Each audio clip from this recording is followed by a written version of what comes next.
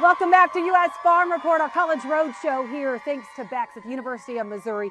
Exciting for our panel today because we have Ben Brown, Dr. Spain, as well as Bob Maltzberger here to really talk about what's happening with the markets. And there's a lot to talk about right now because a lot of insights, Ben, that we aren't getting because of this government shutdown. But real quick, we did see some life in corn and soybean prices. Why did we see momentum in these prices? Sure. So we haven't gotten any USDA reports the last couple of days. There's been rumors speculating that China has been buying, or at least in the market, sniffing around for some soybeans.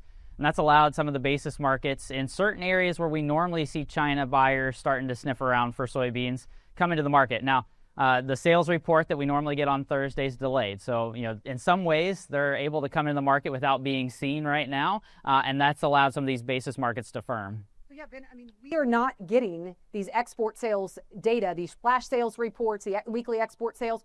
So how will we know if China is even buying? We can tease it out a little bit in the spread. So when we look at, the nearby contracts versus deferred contracts, if we start to see the nearby rise relative to those deferred, that would signal that there's some demand, at least in the interim, needing product to come to the market. So we can kind of tease it out a little bit from that. And the spreads have certainly suggest that we've had strong demand, and that's part of the reason why I can get bullish about corn is the strong demand that we've seen on corn. There's opportunities even on the soybean side as well. Without China, we've seen opportunities for additional soybean demand, and so that's helped firm some of these spreads here in the nearby as well. Did you just say you could get bullish corn?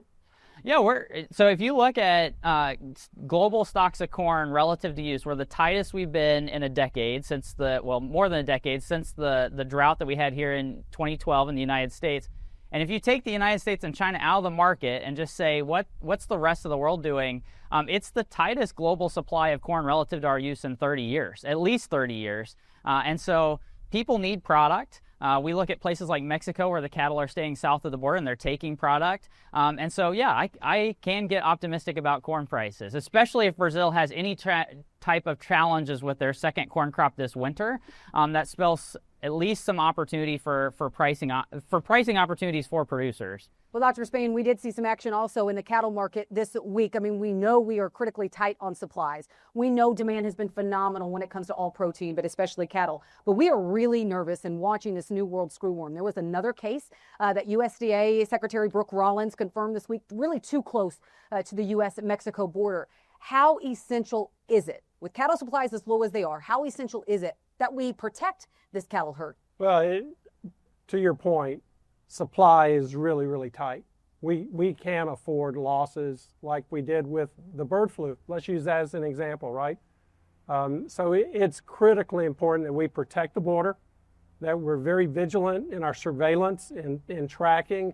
And then if we have the unfortunate experience of having it cross into the United States, that we respond very, very quickly to isolate it and control it, the same way we did in Florida back in 2016 when we had an outbreak there in a wild deer population, right? And so it's our veterinarians, our cattle producers, our state departments of agriculture all working together to make sure that at the first sign of any concern, that we're able to quickly isolate, quarantine, and limit the spread. It's been almost a year ago. November will be a year ago that we actually heard that New World screwworm. And so as you look out then, we didn't foresee New World screwworm, but what livestock trends are you watching as we head into 2026? Well, again, it's that beef supply, and we can't turn around a 2 to 4 year production cycle in beef, for example. And we had a tightening of the beef herd. We liquidated the herd, and that has a carry forward effect. We just can't, it takes us time to grow that next baby, that next calf crop. And so it's really about how do we maintain the herd? How do we maintain the productivity of the herd? Swine, we can respond a little more quickly, but it's still, go back, it's supply and demand. Bob, speaking of supply and demand, I need you to make sense of the fertilizer market right now, okay? I was in Iowa earlier this week talking to a farmer who was in the middle of harvest. He was getting prices for inputs for fall application. And he said, listen, I called and it was $100 more per ton for anhydrous ammonia, $100 more per ton for potash, the same for phosphorus. Look at all these prices. We knew they were going to be higher, but when farmers are calling, it is a bit of shell shock. Is it all supply and demand? Is it tariffs? Really, what has caused specifically fertilizer prices to spike this year? Well, it's a combination of things, of course. Part of it is we continue to grow a lot of acres in the United States and in South America, and so there is demand from farmers across the world for different fertilizers, and that keeps elevating, at least on the demand side. And then the production and trade issues have been ongoing for years. So we've had tariffs on Morocco, used to be one of our biggest phosphate importers for the United States. We have tariffs on other countries, Saudi Arabia. We have some sanctions on Russia. Russia supplies about half of our UAN, urea ammonia nitrate supplies. We do make a lot of our anhydrous domestically, which is helpful. But like you said, if you look at the AMS report out of Illinois on October 3rd, $132 more per ton for anhydrous. And just compared to a year ago, on the nitrogen side, we have urea and nitrogen for anhydrous up 13 and 19%. UAN for 32 is up almost 50%. And then potash is probably the shining light. It's only up 8%. And so what farmers are facing at the same time is we don't have higher crop prices. So tight margins compared to a year ago nearbuys. November soybeans are about the same and corn's about 20 cents off. So if we don't see a break on prices, hopefully maybe on corn from what Ben was talking about, or some sort of China deal, then farmers are facing even tighter margins next year. Well, that was my question. I was going to ask about next year. So, talk to me about acreage real quick. Considering the tight margins today, considering that soybeans are about what they were last year, corn just a little bit off, what do you think acreage could be next year real quick?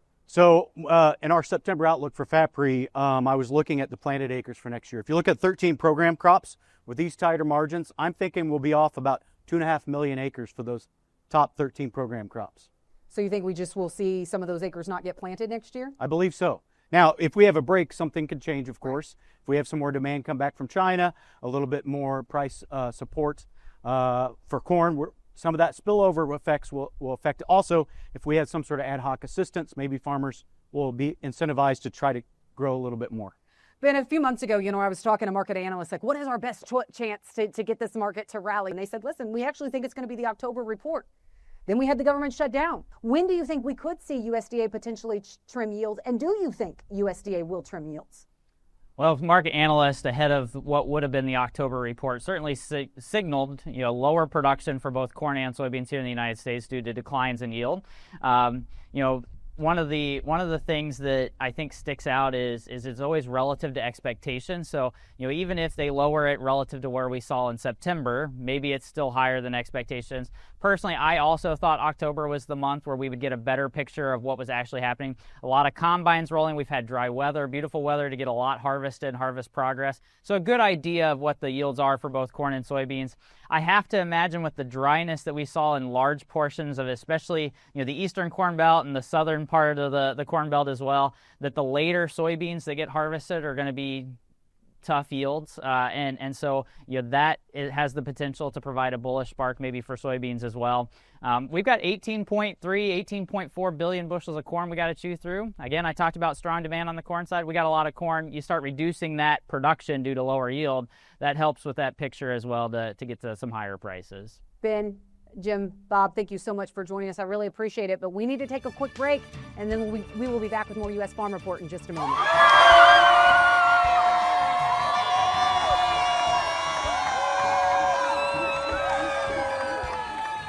Purchase with a Purpose is brought to you by Mosaic. Mind on ROI? It's time to think ROFI, Return on Fertilizer Investment. Learn more at InsideROFI.com.